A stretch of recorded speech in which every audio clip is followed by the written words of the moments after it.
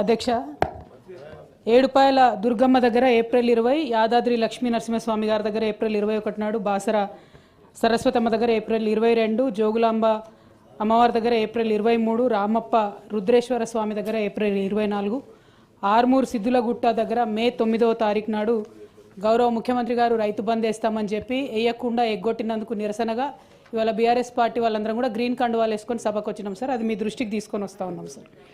అది కాకుండా ప్రశ్నకు సంబంధించి సార్ అధ్యక్ష, ఇప్పుడు రామప్ప టెంపుల్కి మనము చాలా కష్టపడి యునెస్కో రికగ్నిషన్ తెచ్చుకొని ఉన్నాం సార్. తదుపరి లిస్ట్లో ఉన్నటువంటి కుతుబ్షాహీ టూమ్స్, గోల్కొండ ఫోర్ట్, చార్మినార్ అని వారు ఇందులో మెన్షన్ చేయడం జరిగింది సార్. అందులో గోల్కొండ ఫోర్ట్లో ప్రధానంగా గౌరవ ముఖ్యమంత్రి, ఆనాటి ముఖ్యమంత్రి కేసీఆర్ గారు ఎప్పటి నుంచి అయితే జెండా వందనం కార్యక్రమం చేస్తూ ఉన్నారో అప్పటి నుంచి కొంచెం అప్కీప్ మంచిగా ఉంది సార్. కానీ ఈ మధ్య మళ్ళీ కంప్లైంట్స్ వస్తూ ఉన్నాయి. దయచేసి మంత్రి గారి దృష్టికి తీసుకొస్తా ఉన్నాం సార్. గోల్కొండ ఫోర్ట్ అప్కీప్ విషయంలో కొద్దిగా శ్రద్ధ పెట్టవలసిందిగా రిక్వెస్ట్ చేస్తూ ఉన్నాం సార్.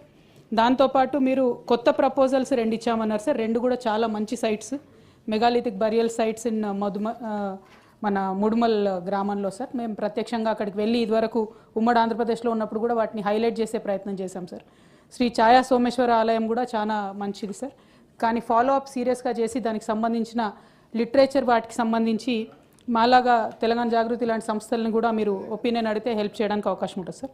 దాంతోపాటు గౌరవ మంత్రివర్యులు మేము కోరేది, సంగారెడ్డిలో కొండాపూర్ అనే సైట్ ఉంది సార్. చాలా పురాతనమైనటువంటి సైటు.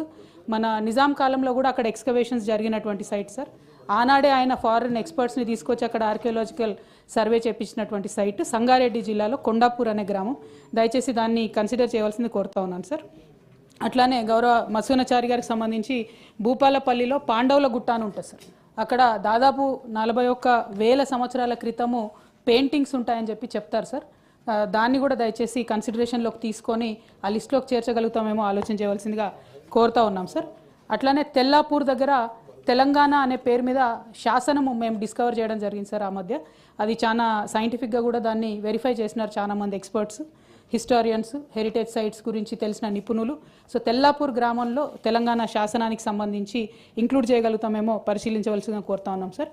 అట్లానే కరీంనగర్లో, ఉమ్మడి కరీంనగర్ జిల్లాలో కోటిలింగాల అనే స్థలం ఉంటుంది సార్. అది బౌద్ధులకు సంబంధించినటువంటి ఆరామము. ఆ తర్వాత అక్కడ ఎల్లంపల్లి ప్రాజెక్ట్ వస్తే కూడా ఆనాటి గౌరవ ముఖ్యమంత్రి గారి ఆధ్వర్యంలో ఒక రిటైనింగ్ వాల్ కట్టుకోవడం జరిగింది సార్. సో కోటిలింగాల క్షేత్రాన్ని మనం పరిరక్షించుకున్నాం. దాన్ని ఏమన్నా కొంచెం హెరిటేజ్ సైట్గా ఆలోచన చేయగలుగుతారా చూడండి సార్. ఇంకా one of the best sites sir Rachakonda fort. Hampi ఎప్పుడైతే వచ్చిందో అదే సమయంలో వచ్చినటువంటి సామ్రాజ్యం సార్ రాచకొండ కూడా.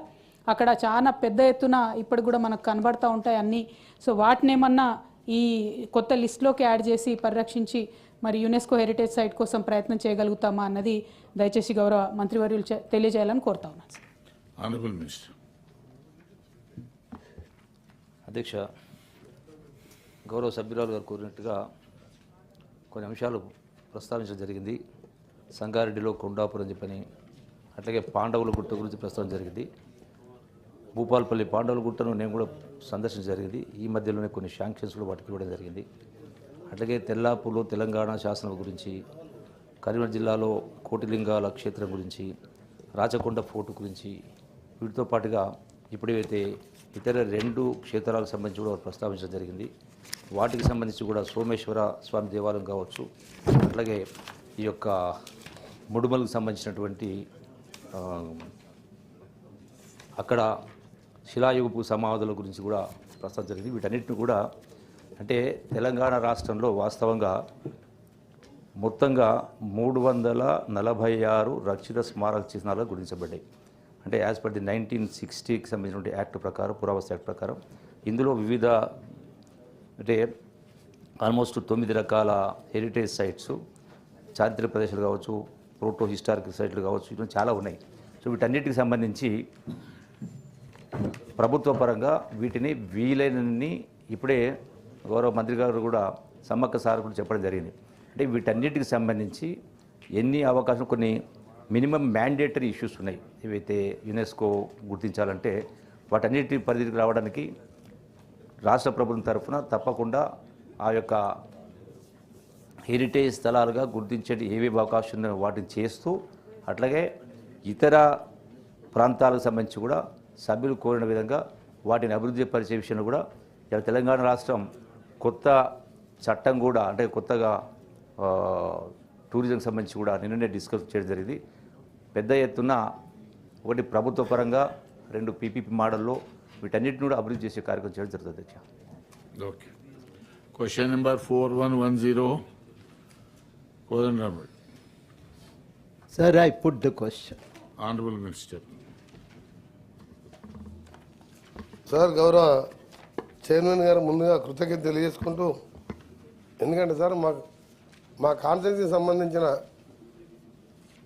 మెడికల్ బిల్లు గురించి మా దామన్న గారికి ఆనరబుల్ మినిస్టర్ గారికి చెప్పినందుకు మీకు, దాని తర్వాత మీ పర్మిషన్తో ఈరోజు ప్రశ్న అడిగిన గౌరవనీయులు ప్రొఫెసర్ కోదండరామ్ గారు తెలంగాణ ఉద్యమంలో కీలక పాత్ర పోషించి ఆ తర్వాత తెలంగాణ రాష్ట్రం వచ్చిన తర్వాత కూడా 10 సంవత్సరాలు ప్రజల గొంతుకగా ఉంటూ ఎమ్మెల్సీగా ఎన్నికై వారు చట్టసభకు రావడం చాలా సంతోషకరమైన వార్త. వారితో కలిసి సాగరహారం కానీ, సకల జనుల సమ్మె కానీ, మిలియన్ మార్చ్ కానీ ప్రతి ప్రోగ్రాంతో కూడా వారితో కలిసి నేను పాల్గొనే అవకాశం రావడం, మేమందరం కూడా తెలంగాణ ఉద్యమంలో ఉండడం. ప్రొఫెసర్ జయశంకర్ తర్వాత ప్రతి గ్రామం తిరిగి తెలంగాణ ఆవశ్యకతను చెప్పిన వారు ఎవరైనా ఉన్నారంటే వారు ప్రొఫెసర్ కోదండరామ్ గారు. ఆ సకల జనుల ఆశలు చూసిన తర్వాతనే కాంగ్రెస్ పార్టీ తెలంగాణ ఇవ్వడం జరిగింది. అందుకనే చైర్మన్ గారు పర్మిషన్ అడిగే చెప్తున్నా, మీ పర్మిషన్ అవసరం లేదు. ఎందుకంటే మొదటిసారి వారు వచ్చాను, మొదటిసారి నేను కౌన్సిల్లో వచ్చాను. వారు కాదంటారా? వారు గ్రామం తండా తిరగలేదంటారా? వారు తెలంగాణ ఉద్యమకారులు మీరు ఎవరైనా కాదని మీరు అంటారా? మంత్రి గారు, నేను మీ పర్మిషన్ అడిగాను. మంత్రి గారు ఒక నిమిషం. కోదండరామ్ గారి గురించి కానీ, కేసీఆర్ గురించి కానీ, మీ గురించి కానీ మీరు రాజీనామా చేసినారు. మీ అందరి చరిత్ర తెలంగాణ సాధనలో మీ అందరిది గొప్పతనం ఉన్నది, దాంట్లో ఎవరికి అనుభవం లేదు.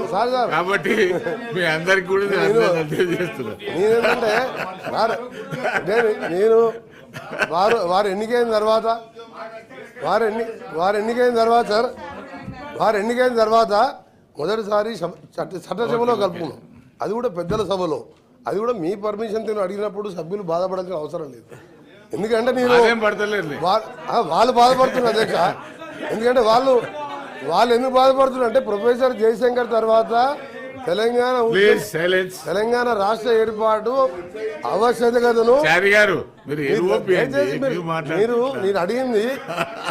నేను మా గౌరవ చైర్మన్ గారి తెలంగాణ ఉద్యమకారునిగా చైర్మన్ గారి అనుమతితో ఒకటే నిమిషం చెప్తాను.